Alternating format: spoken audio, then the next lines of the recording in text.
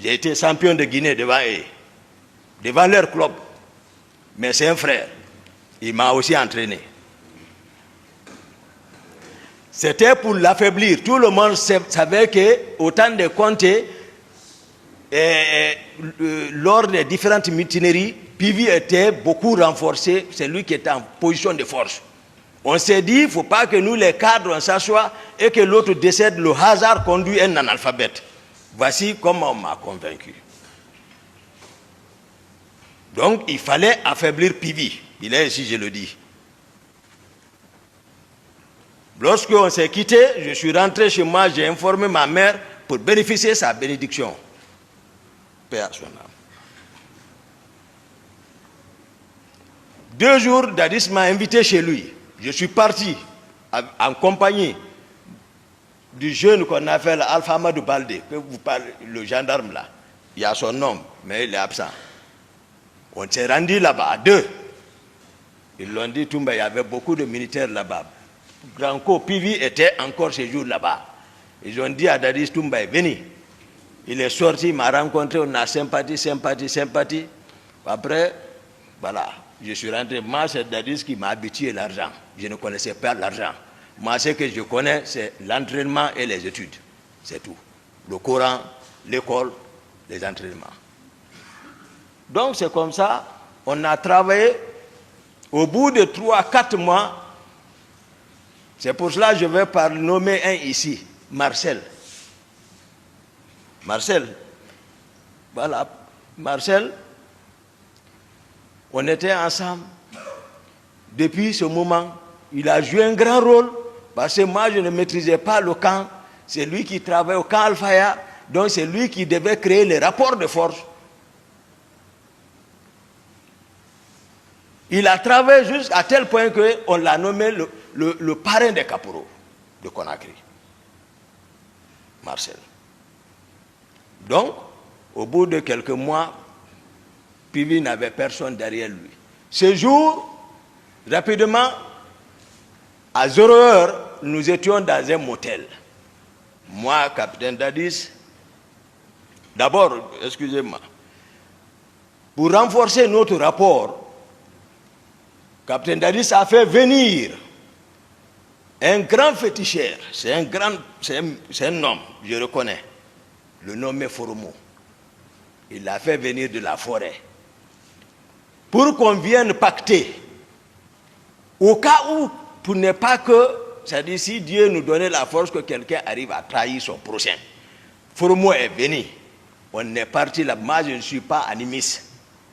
Mais si je m'abstenais, même si on réussissait, ils allaient penser autre chose. Moi, c'est le Coran que je connais. Mais le monsieur a été clair, Foromo.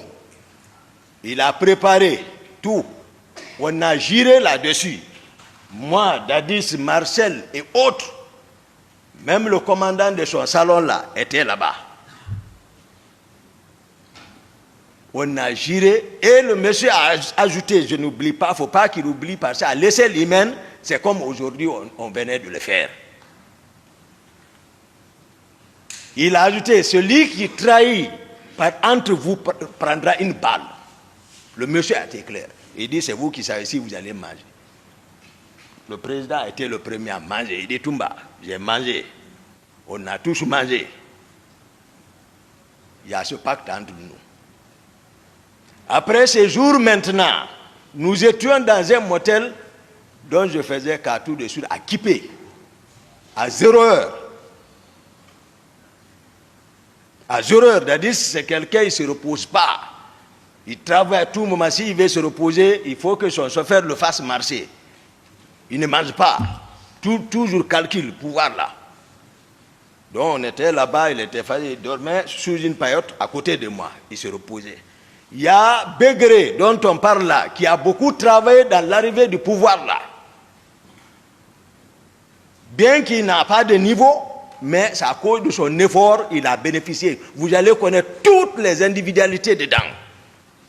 Pour vous permettre d'apprécier vraiment, afin que le ministère public puisse savoir qui doit aller à la maison, qui doit rester. faut pas qu'on s'emporte tous comme ça là. Ce que tu n'as pas fait comme ça, parce que maintenant ils se rendent compte de la chose. Maintenant non, ça ne peut pas marcher. Begré est venu me souffler à l'oreille. Begré relevait du camp Kamaen à l'époque.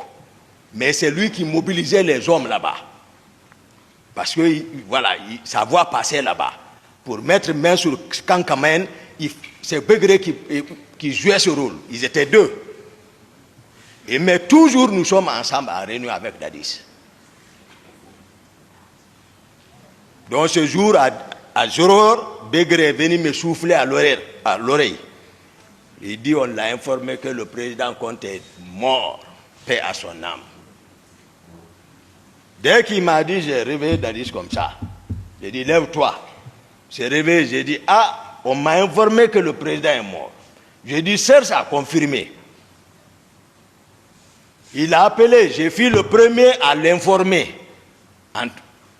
Parce que nous étions ensemble. Il a appelé. Ces relations, ils ont confirmé. Tout de suite, l'énergie lui est revenue, comme s'il ne dormait pas. Il me dit, Toumba, allons en ville.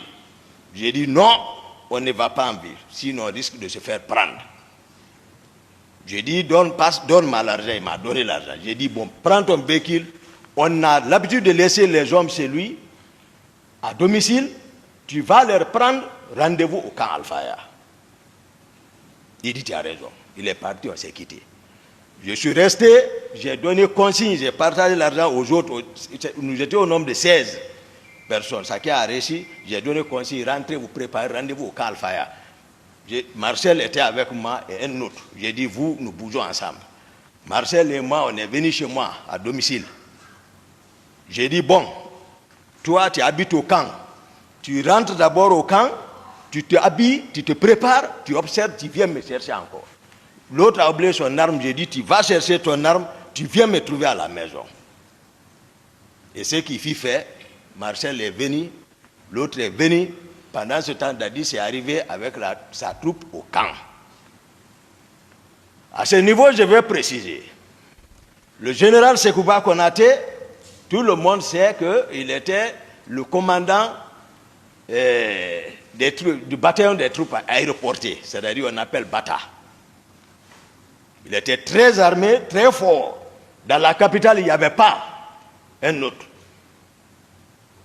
Bien qu'étant d'accord avec Dadis, mais bien que Dadis soit, c'est-à-dire détaché comme service d'appui peut-être, ou autre chose, je peux appeler comme ça, mais il relevait toujours du commandement du général Sekouba Konaté.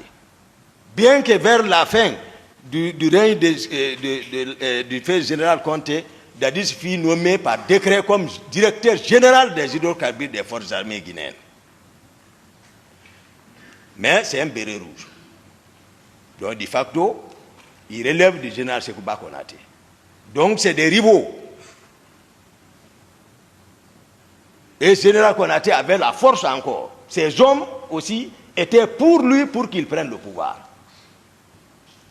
Donc, Dadis est arrivé au camp. Le général Konaté est basé là-bas. On m'appelait partout. Et moi aussi, je suis arrivé. Pendant ce temps, le général Toto a pris le camp. Il a pris le bataillon char, il a pris l'artillerie, il a pris le bataillon. Parce que le commandant de camp à l'époque était Fotedi. Il était avant le commandant de l'artillerie. Le commandant aussi adjoint du camp était le colonel David. Et il a pu avoir tout ça, il a pris le pouvoir. Je dis devant tous les officiers, tout le monde, vous allez voir d'où est parti, c'est-à-dire les griefs de certains contre Toumba. Toumba n'est pas aussi comme ça, Toumba est réfléchi. Quand je suis venu, ils étaient au bataillon, tous les officiers. Tous les officiers, ils étaient au bataillon dans la salle de réunion. Le pouvoir est pris par le général Toto. Le voici. Dadis est assis. Konaté est assis. Tous les officiers sont assis.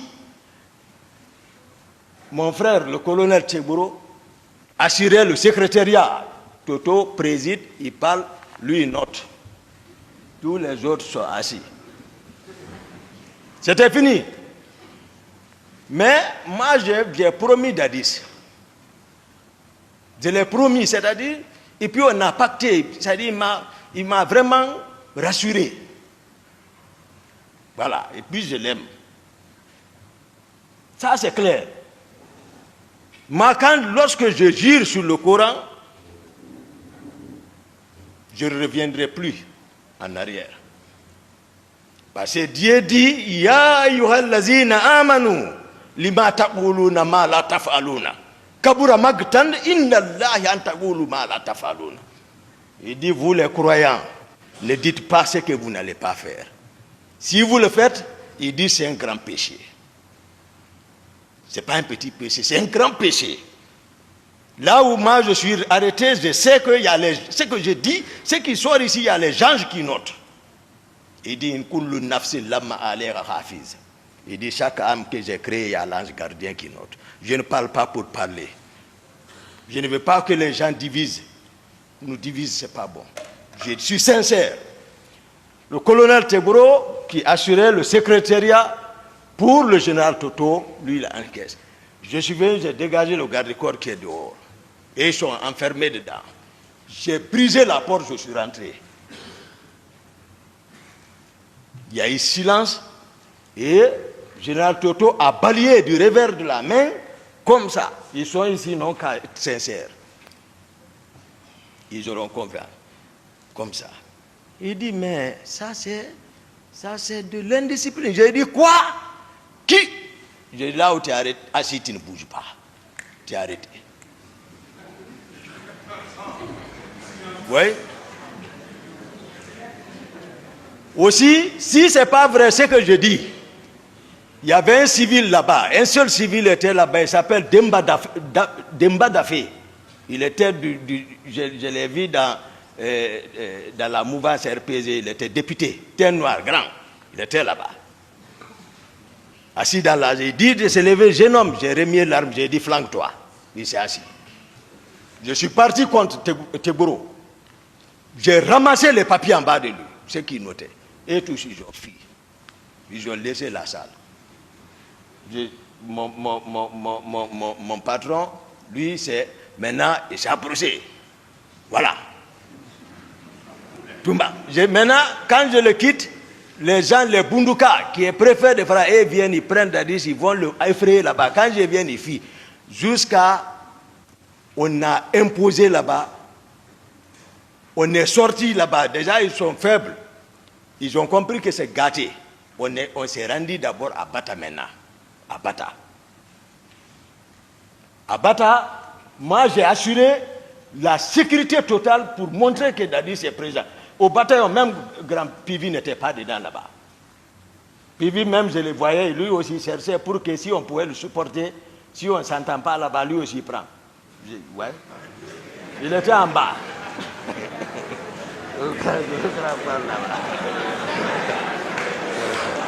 Silence.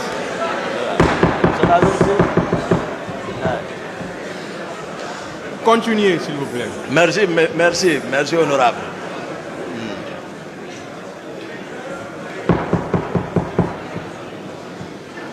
On est... Silence, s'il vous plaît.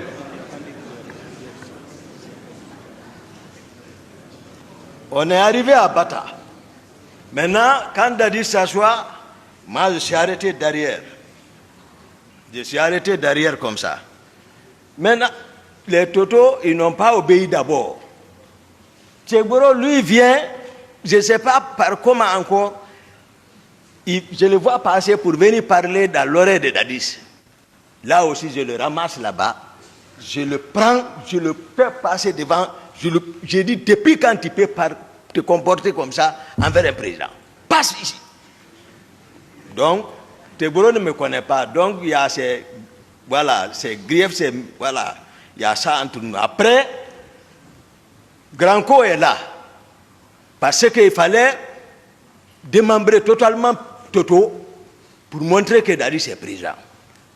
Il était question d'arrêter le commandant du bataillon des chars.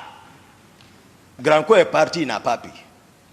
La nuit. Il est là, c'est mon grand, il connaît. Il est parti, il n'a pas pu rentrer. Il est revenu dire que non, je suis parti, j'ai pris le commandant, je l'ai envoyé à notre position. Le commandant du camp Al-Faya, faut te dire, je suis parti le prendre. Toto a compris, il faut rejoindre. Il est venu rejoindre. Après, je me suis assis maintenant, avant maintenant de officialiser entre nous, moi, capitaine Dadis, Granco et général Konaté, on s'est assis à 4. On dit maintenant, qui doit prendre le pouvoir? Le président Dadis dit, ouais, Toumba. J'ai dit, il dit Toumba, ouais, qu'est-ce que tu dis? J'ai dit, bon, vous deux, toi, général Konaté et toi, vous êtes, voilà, nos grands. Donc, mais je pense que tu m'avais fait savoir que Konaté t'avait promis qu'au cas si c'était comme ça, il allait te céder. Granco a dit oui. Donc, on est devenu 2 contre Konaté et le capitaine est devenu président. Voici comment le CND est devenu. Ça, j'explique pour le peuple de Guinée, pour que les gens arrêtent d'extrapoler. Ouais, c'est comme ça. Hein? Voilà, tout ça, autour de ça,